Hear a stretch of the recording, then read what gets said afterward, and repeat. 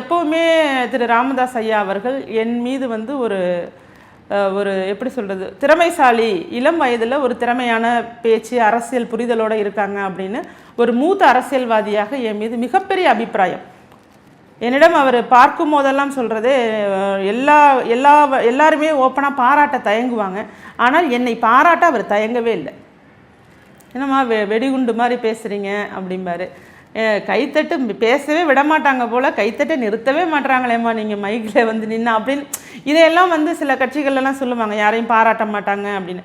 ஆனால் என்னை நான் இந்தளவுக்கு நான் வந்து வளர்ந்து வந்து பேசணும் அப்படிங்கிற எண்ணம், நம்ம என்ன சிறிய வயதில் நம்ம அரசியலுக்குள்ளே வரும்போது ஒரு மிகப்பெரிய ஊக்குவிப்பை ராமதாஸ் ஐயா அவர்கள் தான் கொடுத்தார் எனக்கு. நான் அவரை பார்த்து நான் அரசியலுக்குள்ளே வரலை. உண்மை, டு பி ஃப்ராங்க், முழுவதுமாக திரு அன்புமணி அவர்களை பார்த்து, அவர் ஒரு மருத்துவராக இருக்கார், அவருடைய அந்த வண்டலூர் மாநாடு அதெல்லாம் நான் கட்சிக்கு சேருவதற்கு முன்னால் அப்போ வைத்த அந்த தேர்தல் அறிக்கையாக இருக்கட்டும், நம்ம தமிழ்நாட்டோட வளர்ச்சி குறித்து அவர்களுடைய திட்டங்களை எல்லாம் பார்த்து நாமளே ஏற்கனவே நிறைய டிஸ்கஸ் பண்ணியிருக்கோம். அது நதிநீர் திட்டமாக இருக்கட்டும், அல்லது கழிவுநீர் வடிகால் எல்லா திட்டங்களையுமே நம்ம என்ன பண்ணியிருக்கோம்னா கிளியராக பேசியிருக்கோம். அது எல்லாமே தெளிவாக இருக்கும்போது அவருடைய அரசியல் ஓகே, மக்களுக்கு இவ்வளோ நன்மை கிடைக்கும் அப்படின்னா இவங்கள மாதிரி ஆட்கள் கூட தான் நாம் பயணம் செய்தால் நம்ம நாட்டோட வளர்ச்சிக்கு நானும் ஒரு பங்காக இருக்கணுங்கிற ஒரு ஆர்வத்தோடு தான் அவர் பின்னால் வந்தோம்.